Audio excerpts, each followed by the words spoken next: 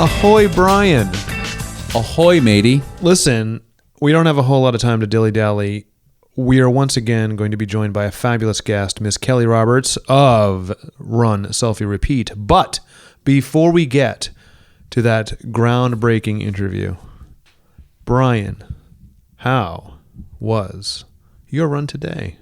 Peter, I ran 18 miles this morning. Oh! That's a lot of miles. That's a whole lot. It'd be a lot if you and I each ran 9, but I didn't do any, and you did 18. That's absolutely true. I did it on the Minuteman Bikeway, which is a rail trail, and I chose it specifically because it's nice and flat. I didn't want to add any hills because I've been having some major calf pain and soreness and tightness, which did affect me in the first 4 miles, but I worked through it and wound up doing it in a little under 3 hours. Thanks to my new running buddy, Yeah. our friend Ellen London. She's fabulous, and I'm so glad she joined you. So she wrote me an email and said, "Hey, you doing any runs coming up?" And I said, "Yeah, I'm running 18 tomorrow. You want to join me?" Ha, ha, ha. She's like, "Yeah, I need to do 18 tomorrow." That doesn't happen very often, Peter. So we ran it. It was great.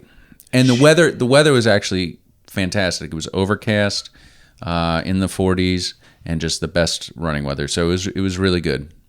She strikes me as someone who can set a good pace. Yeah, I held her back the entire time. So much so, she had to go run like a 4 mile quote unquote cool down afterwards. Because what we did was sort of just like, warming it up. Yeah, I could see you being just like an anchor to her. So way to go. Peter, she's qualified for the Boston Marathon exactly. before. So she's a real person. Yeah. We're not. And hey, Peter. Hello. I am offended by that remark. I'm a runner. You are. And I once was. And you shall be again very soon. Are you not tantalizingly close? Did you not visit your doctor? I'm so close now, Brian. Thank you for asking. Yes, I did yesterday.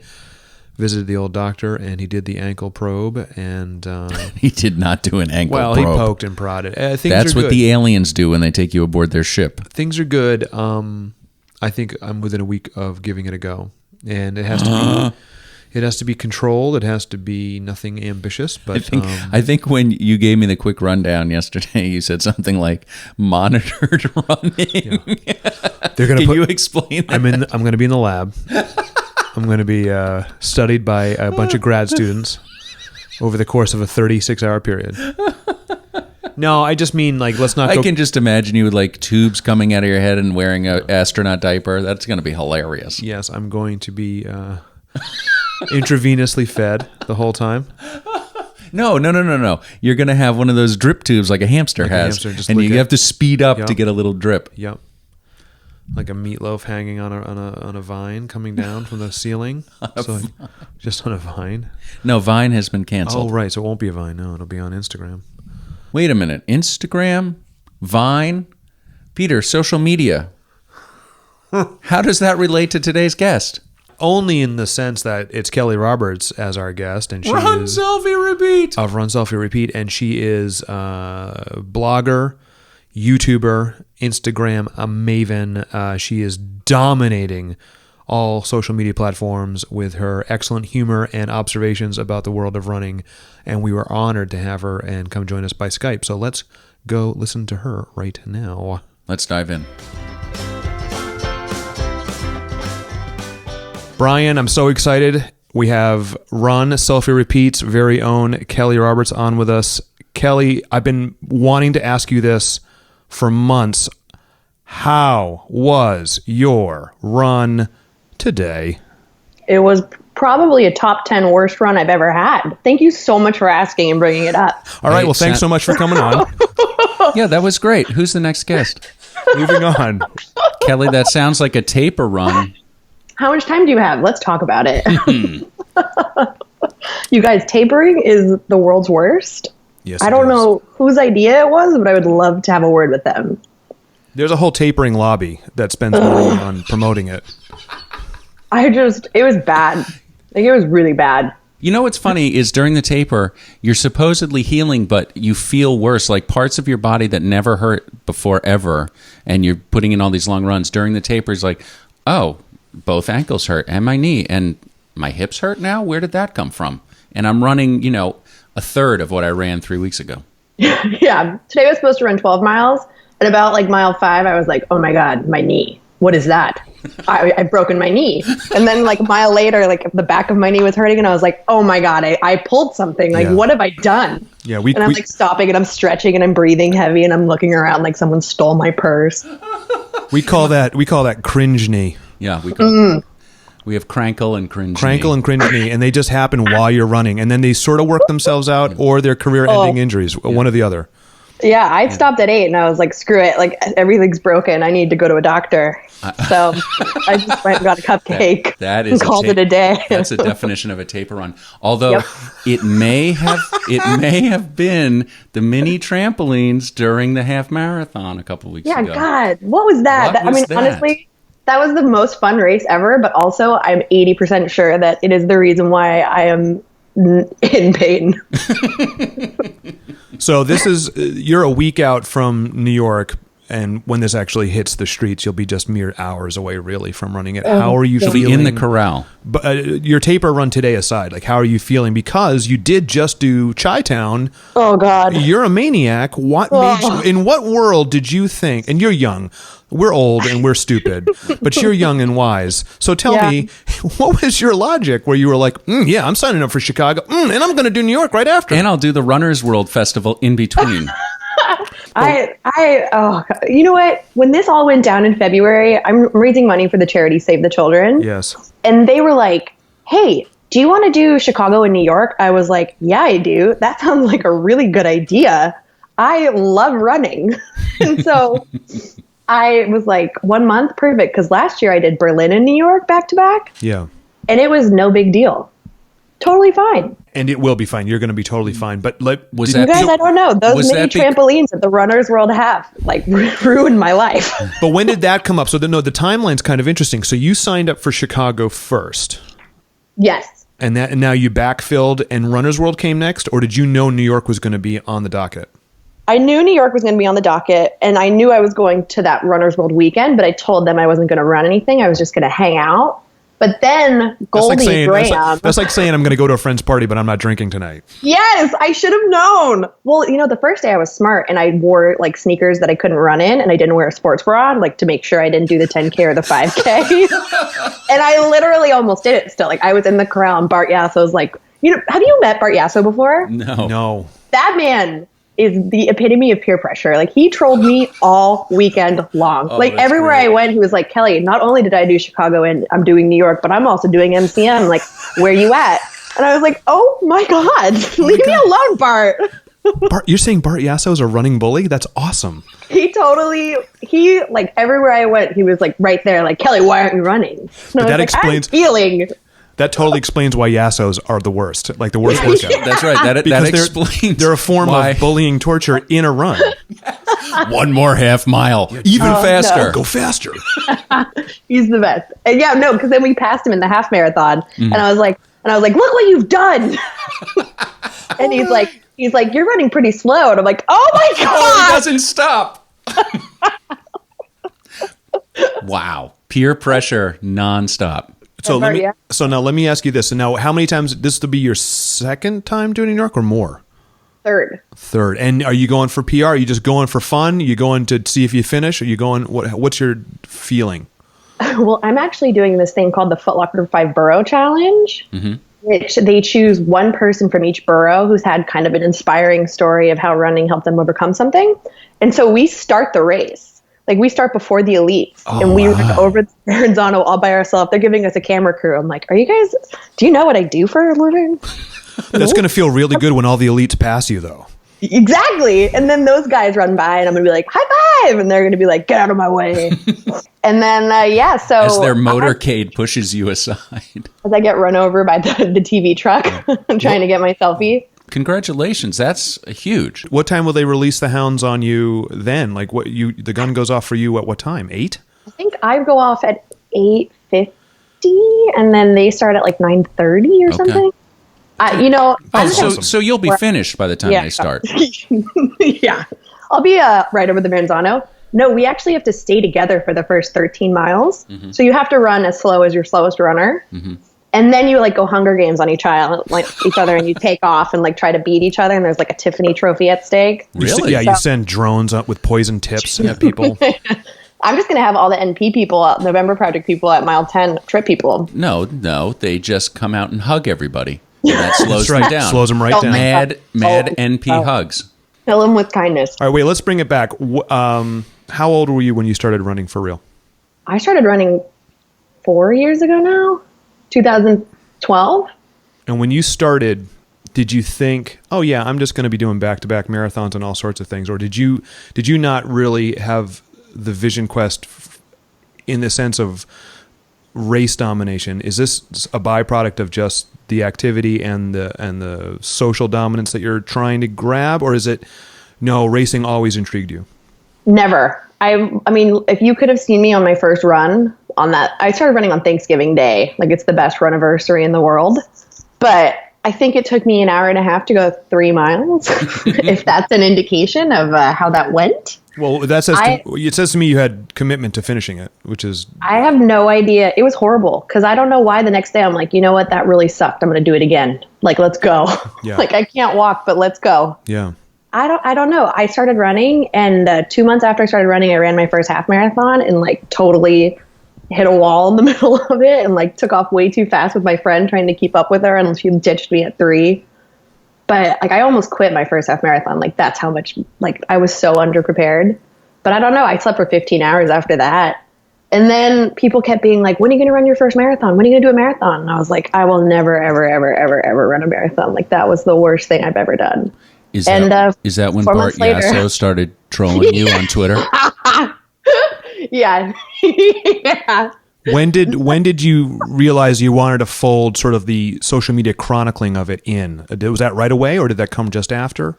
No, that came way later. So I ran my first marathon when I was still living in San Diego. And then after that, I decided to move to New York. I kind of was like, okay, if I can run a marathon, I can do anything. I can handle New York. Yeah, screw that city. And so I came out here, and I was actually getting ready to break up with the guy I was seeing at the time. And so I was having a really bad day. And we were kind of fighting, and he was like, I can't hang out tomorrow. I'm going to go see my friend, some girl, run the New York City half. And I'm like, what? Why can't I come? And I'm like, screw it. I'm going to run that race. And I'll run by and be like, hey. And so I did what you're not supposed to do, which I did not know was a thing. And I bought a bib. And I totally was not ready to run that half marathon. It was the New York City half.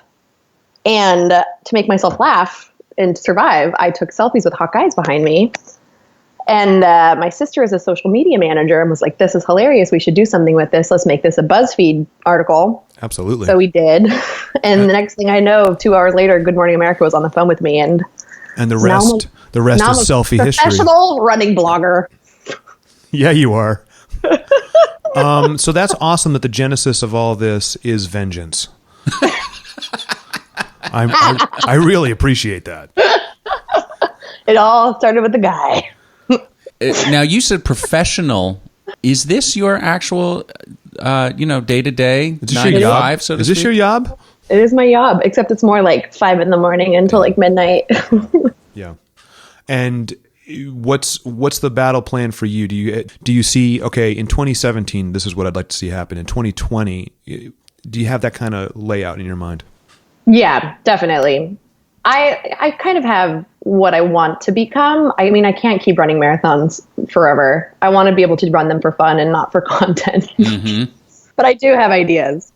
Do people come at you and it's a genuine thing, or is it a running-based thing, or is it a celebrity-based thing, or is it all those things? It's definitely a running thing. I would not call myself a celebrity by any means, but the biggest wake-up call to where the level we reached was during Chicago. I decided to do a shakeout run because I kind of launched this initiative this summer called the Sports Bra Squad, where I'd always wanted to have the courage to run in my sports bra, but I was so insecure with my body still, which is total and complete BS because come on, if I can run a marathon for fun, in what world am I still I'm not good enough? So finally one day I'm like, screw it, I'm doing it. And I kind of put it out there and I saw people responding to it. And I'm like, all right, we have something here. And I know that women of all sizes struggle with this.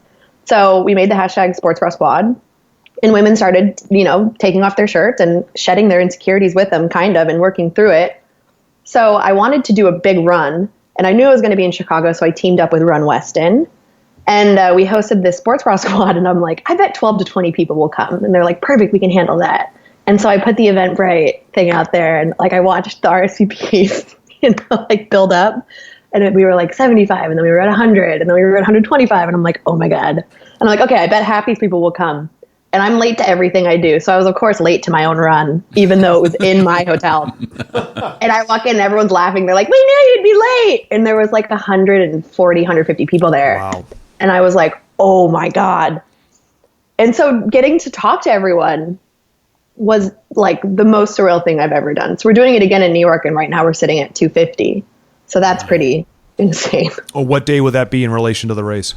That's the day before the marathon. I think it's the 5th at 9:30, finish line Saturday. physical therapy. That's amazing. I'm so excited. It's the best. Like getting to hear, I have a rough story. Running definitely has been like, to get serious for a second, running definitely like saved my life, I would almost say. So, and I'm really open and honest about the things that I've gone through on my blog and platforms. So getting to hear other people's stories is pretty amazing. Well, to that point, we actually solicited some questions from our audience, and I have one that I want to ask you on behalf of Jenny, and she writes to you, I know running has helped you through grief and loss. True for me too. How would you describe that connection? It's hard. I lost my brother in 2009, super unexpectedly and tragically. He was 16. And I gained a lot of weight after he passed away. Like I don't know, I'd never weighed myself at my heaviest, but I was over 75 pounds. And I've never been athletic. Like I was the kid who literally sprained her ankle to get out of PE. I missed like 75 days of school my senior year to get out of PE. Wow. That's how much I hated anything active. So figuring out how to lose the weight and struggling in a gym trying to look a certain way didn't work for me. Like I need accomplishments to motivate myself. So I think when I started running, it gave me something to be proud of. And it's so cheesy to say, but there is something super inspiring and helpful about putting one foot in front of the other when you don't know which way is up and down and forward. It just helps you get through the day. So, I still struggle with my grief. Like there are days when I don't want to get out of bed, and knowing that I can just like put my shoes on and either like walk, run, or run really, really hard. And you feel better about yourself, and you just feel more connected, and it just gives you the tiniest bit of hope, if that makes sense. No, it totally makes sense. And the thing that I find is that running is the few times where it's like meditation. We've said that in the past. And it's one of those times where you're out and it's you, but it's everything that you bring with you, which can be your successes, it can be your failures, it can be your grief, it can be loss. And it's a time for you to just start unpacking stuff, and not even in an organizational way. It just is a natural product of doing this thing that you know is finite. I'm going to go for 4 miles. I'm going to go for 6 miles. I'm going to go for 1 hour.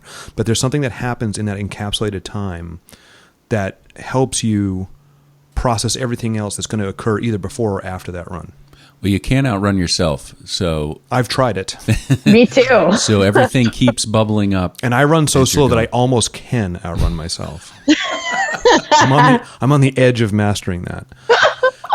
But it's true. And for me, there was something about pain that didn't mean I was doomed. It meant that I was getting stronger. That really resonated with me.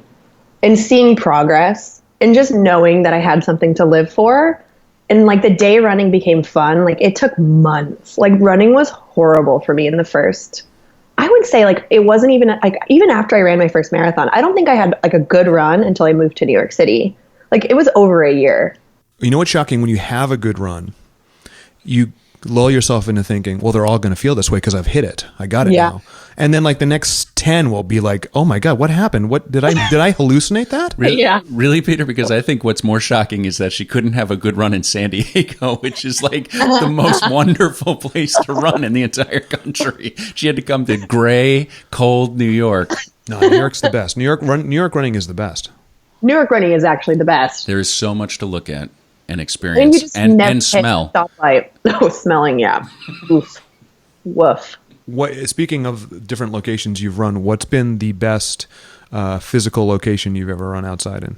Versailles. You can run the grounds. Like there's like, I think it's like 10 miles of grounds, of gardens that you can run. So when we went, like I brought my running clothes. This is literally like a week after I ran Berlin. So I'm like a crazy person. I'm like, I'm going to try to run. So I like packed my running clothes. That's actually what a crazy person says. Now I'm going to try to run.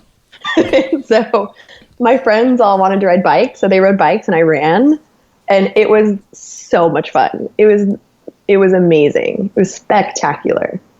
Would you ever ultra or no as 26 points? Hell no. That's the right answer. I didn't even say the 0.2 part. She cut me off. She's like, nope, I'm good. You can keep your 0.2. I don't want any more than that. I do want an Ironman though. You do? Yeah. I could see that. Do you currently cross train? Actually, we had a question about how you keep in shape. Is it just running? And actually, my wife wanted to know, have you found a way to love burpees yet? And is there any other cross training you do? I like cheat at burpees. I do like the jump up and then I step back and kind of like hold it and like move my arms a little bit. Brogan he didn't make us do. He and Goldie did push-ups during the Runner's World Half, like at every mile marker. So like if you were at mile 5, they did 5 push-ups and I'm like, hell yeah, I'm going to try to do this too. We literally got to 3 and I'm like, I'm out. Like tap me out. I'm just going to like lay on the ground. Just cheer them on. No, burpees are the worst. I don't know how people do burpees. I have one muscle on my right side from holding my GoPro, and it's pretty impressive. Oh, you got GoPro bump. Yeah, I don't want to brag, but it's there. You have to look really closely, but I check it out in the mirror every once in a while. No, I do a lot of spinning. I really like spinning. That's my cross training. I like it because you sit for a third of it. I'm really competitive. And have you ever done Flywheel? No. It's a $100,000 spin class that you literally have to give your kidney to take. And they have this board and points. So instead of them being like, turn the knob once, they're like, go to 15. So you know the numbers. And if I'm spending a lot of money to go to a spin class, like I really want to get a good workout. So knowing like my personal bests, and they list like girls versus boys, and it's always like the best feeling in the world to kick some guy's ass and watch his face. So because it's in real time how you're doing. Yeah, and you know who the people are because you can always tell the guy who's getting his ass kicked because he's looking around like a mad guy going like, who's Kelly? And I'm like, hey bro, what's up? And you're like, hey, it's me with the GoPro on. Look, we're live vlogging. So I do that. It's fun. It's also really expensive.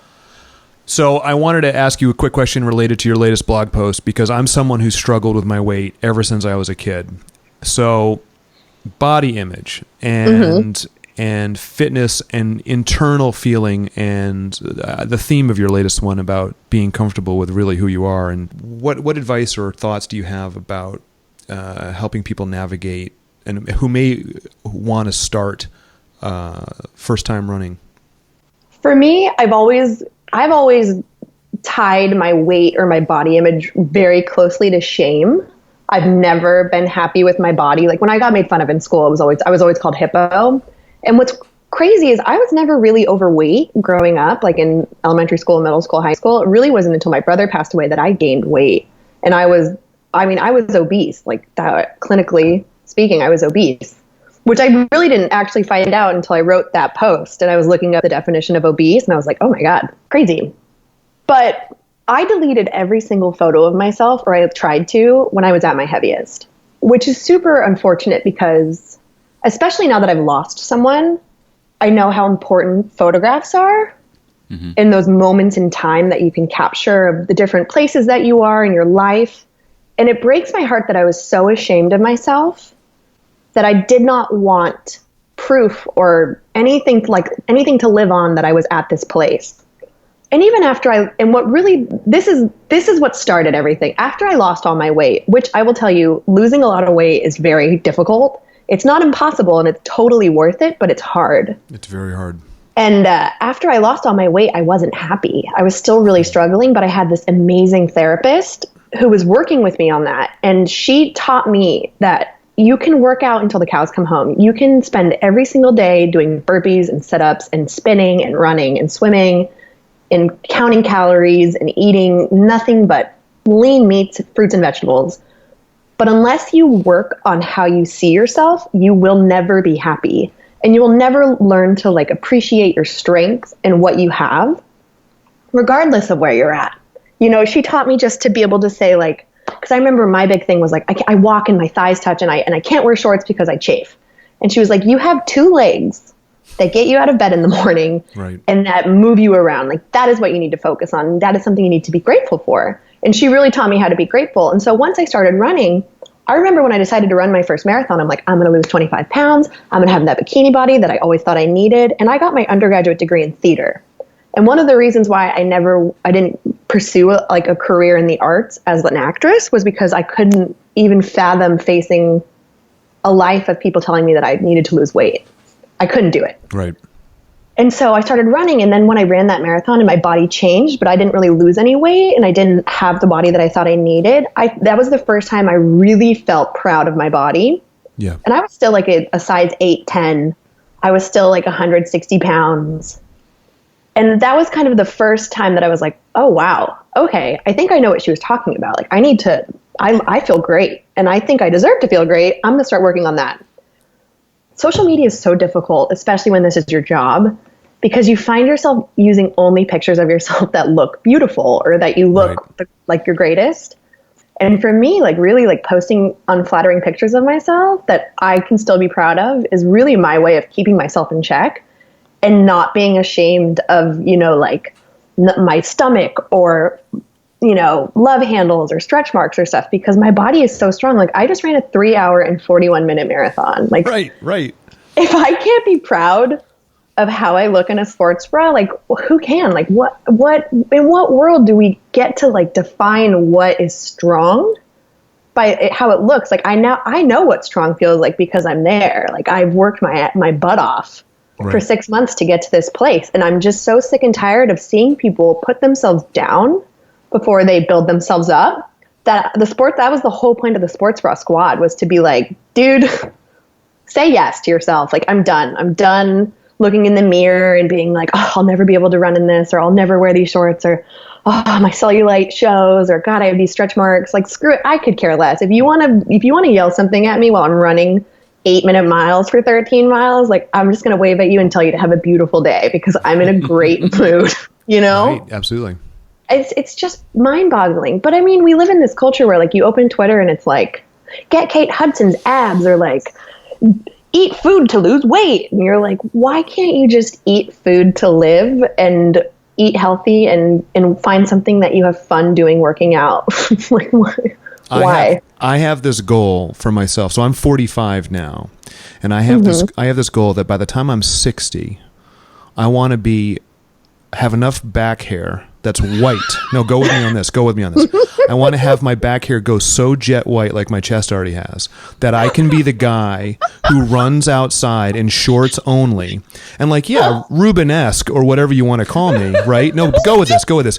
Hey, look at the balding guy without the shirt, but that's cool because he's cool with it.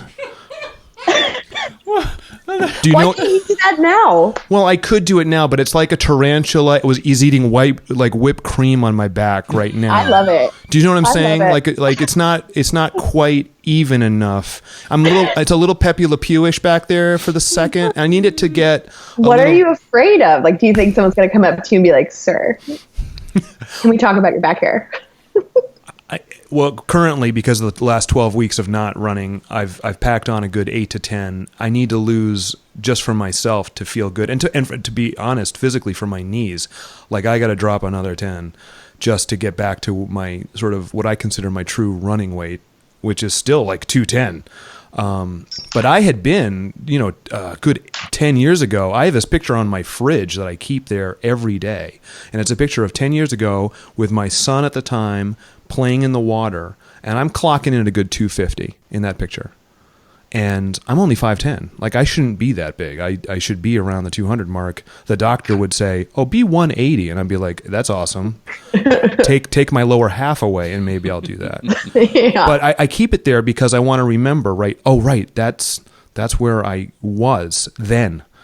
and I know where I am now, and I hope where I'm gonna be. And it's not a goal, a destination. It's more of a feeling. I want to feel good. Yeah. Because what I learned from training for the marathon, and Brian, you watch me, we always talk about the radical transformation that I went through. Like when I lost like 40 pounds doing that, yeah, like but the thing I'm connecting with you on, Kelly, is like, I would still look at myself in the mirror, like on frigging race day, and still be like, oof, dude. And I don't know why. Now, after the race, it wasn't like that. But there was something happening beforehand it's this broken connect. Like, my eyes don't work right. Do you know what I mean? Yeah, that's why I went into therapy, for that exact reason. Like, my body dysmorphia was so out of hand. And granted, like, I needed to be in therapy. I'd lost my brother. I had a bunch of other issues that I needed to work through. And they're not over. Like, it's no way, like, chapter closed, like, check. I'm good now. Everything's okay. I'm cured. You know, like, I'm the biggest fan of therapy. I wish I could be in it right now, but I just don't have time. It was like physical therapy or therapy, like choose one, and I had to go to PT. And poor guy, like, I treat him like a therapist. Well, we can charge you for this hour if that's what you'd like. I can pay you guys in cupcakes. Okay. You know, clearly one of the reasons that you have such a growing fan base is because you are comfortable in saying the things that so many of us are either ashamed to say or not even aware that we're dealing with in terms of body image and other things. Now, I have 2 teenage daughters, and, you know, I'm really hoping that we can sort of break that cycle with these girls and this generation, and starting them now knowing that it's what you do and how you feel about yourself, which is really the most important. Have you connected with kids in their teens at all? And you know, you're young and no social media, but I mean, these kids have been involved in putting their images out there in the public sphere from a very young age. I can't even imagine. I was talking to my friend Caitlin, who works at Women's Running, because she and I were both talking about, like, someone needs to be helping these girls in high school, especially because you're so right. Like, I can't even imagine what life would have been like with Instagram as a high schooler. Like, just having a MySpace as a middle schooler. Was it middle school when it came out? I don't know. We had Zanga. We had those live journals. Like, that sucked. When Brian and I were in middle school, we just had space. We didn't have MySpace. We just... Oh, God. Like, I can't even get into my MySpace to, like, deactivate it. Like, that is still a thing that is out there. Like, I've tried so hard to get that and my Zanga deleted. Yeah, and they don't believe it's me. We just have glossy 8x10s from our school portraits. That's all we have. That's our only memories of childhood. I was, like, a theater kid who was just the dorkiest dork. So, I mean, there's nothing, like, incriminating, but there's definitely embarrassing stuff on there, which, whatever, let it go. But I think for those poor girls, like, I can't even imagine, and guys, like, comparing yourself every single day and trying to be popular on, like, because that's my job, is to get likes and engagement. Like, that is literally my job, which is why I think it's so important for me to talk about all of my shame, quote unquote shame, which really isn't shame anymore. It's just our experience. Right. And the fact that we, like, try to make that shame is the problem. Well, I have airing it out. Trying not to be perfect. I have a great story that I think you might appreciate. There was a little incident at on my daughter's soccer team. She's in high school, and they wanted to. It was brutally hot in August when they were doing sort of their double session practices, and they wanted to practice just in their sports bras, which you would appreciate. And they couldn't do it. They needed to wear their uniforms. It was a whole thing. But my cousin's wife related a hilarious story, which was she was dealing with the same thing in high school. So what they did was that all the girls agreed. I think they were playing, maybe it was lacrosse or field hockey or something. They all wore their sports bras outside of their uniform shirts. And they did it on the day when all the teachers and administrators were having a meeting in a full view of the field. So the policy was changed the next day because they said that was absolutely ridiculous. Yep. So maybe these girls are claiming that identity for themselves now. God, I hope so. I mean, I would love to be. This is a part of my bigger plan, is to be just a force for women in the space of getting healthy and what that looks like. Because I don't think it needs to be this thing where like you have to slave away at the gym. Like I wish I would have known these things that I've learned on my journey to becoming a runner of how difficult it is and how shitty it is for a while. But like if you can push through those first like 1, 3, in my case, 8 months, it really does get to a place where it can be super duper enjoyable and you just don't even have to worry about it. It just takes time and work, just like anything else. Like anything worth doing will not be easy. And that was a difficult pill for me to swallow, was learning actually how to work for something that was not at all in my scope of doability. That really wasn't a sentence, but I'm sticking with it. Well, no, I think I agree with you 100%. And the thing I see is I have a theater background from way back. And when you do this kind of thing where you train for either it's a race or just for yourself to say, hey, I want to try going to the gym 20 times this month or whatever it is, it doesn't have to be something as formal as a race. But there is this build up to it, not unlike putting on like a show together and or doing a project of some artistic nature, like something that you have to chip away at. And the end result is the thing you do, and then you're on the other side of that, you look at it and you say like, wow, I did that. So if it's so like I've actually said out loud multiple times, well, hell, I can do this because I ran the Boston Marathon. Do you know what I mean by that? Like I did that thing. And all of those training runs, and especially your taper runs and everything else, just become stories in the grander narrative of you being awesome. Yeah. I always tell people to chase accomplishments, not like goal weights. Like the goal weight will handle itself if you eat correctly and like change your lifestyle. But chasing like an accomplishment, like a marathon, a 5K, a 10K, a half marathon, or doing these like breast cancer walks that are, 3 days, like doing all these things, or just telling yourself like, I'm going to walk for 45 minutes, 3 days a week, like chasing accomplishments like that is so much like more motivating than like saying I'm going to get on the elliptical for 60 minutes so that I can lose 75 pounds. On a scale from 1 to 10, how important is coffee? Oh my God, 10. Are you going to talk about the coffee taper? Well, I think we You're going to get some F words. I think we should. I think we should be careful. I think we should be careful because I'm just curious. Have you done it? No, are you? Right, exactly. Thank you. Okay, God. good. No, good. We're on the same page. All right. Heisler's a madman then. He is a madman. He is. He tried to. One of my best friends who's coached by my coach, she was like, "You're going to do the coffee taper," and I'm like, "Josh wouldn't dare give me a coffee taper," and he did. He was like, "No, we're not doing that with you." Yeah. No.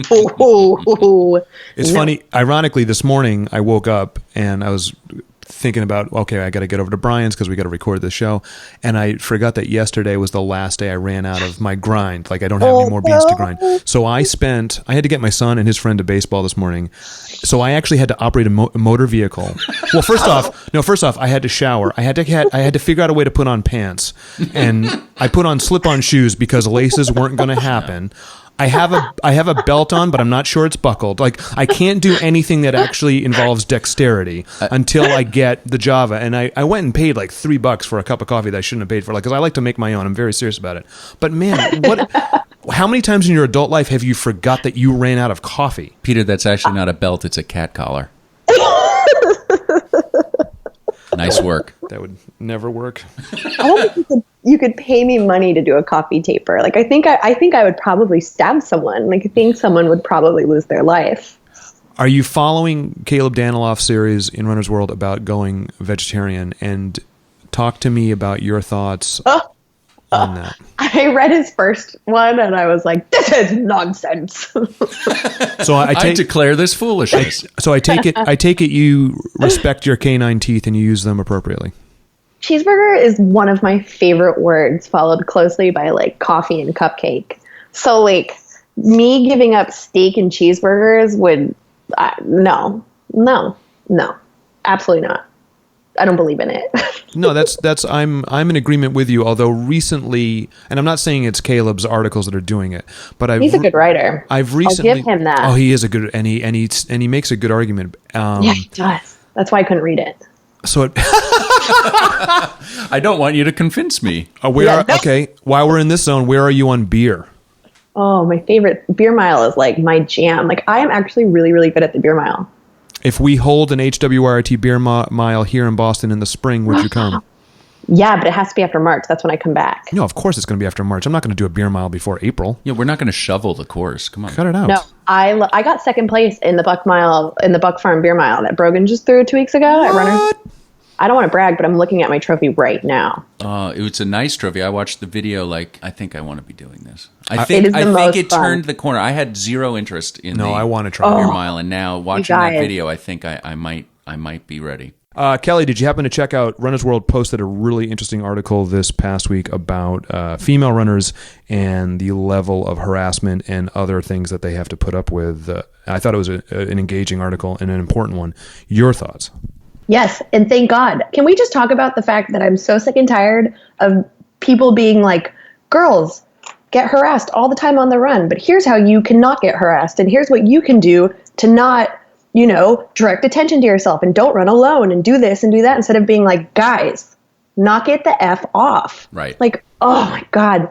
The responses that Runner's World piece is getting, I'm so glad they brought it up. I have to say, like, I don't experience it that much. I also don't run alone that much, but I can tell you, like, I've been so terrified when I first started running, like when you're in a suburb all by yourself and cars come up when it's dark out, and it's scary being a girl and having to run. So I am so glad that they wrote something that wasn't like, girls, here's what you can do to avoid being harassed, and actually like talking about the problem and a solution. So kudos to Runner's World. Thank God. Yeah, kudos. This is about educating men, not about educating women. God, poor girls. Haven't we been through enough? Yeah, we all look at each other. We all take each other in because we're always constantly surveying our surroundings and analyzing, for lack of a better word, threat. I mean, we just are. But there's a real difference between doing anything that gets in anyone's physical or mental space. Don't do that. Just, it's upsetting. It makes me laugh because I actually just posted an article that Pop Sugar wrote about me, like after the last New York City Marathon, where my thing used to be like taking selfies with guys behind me. Mm-hmm. Right.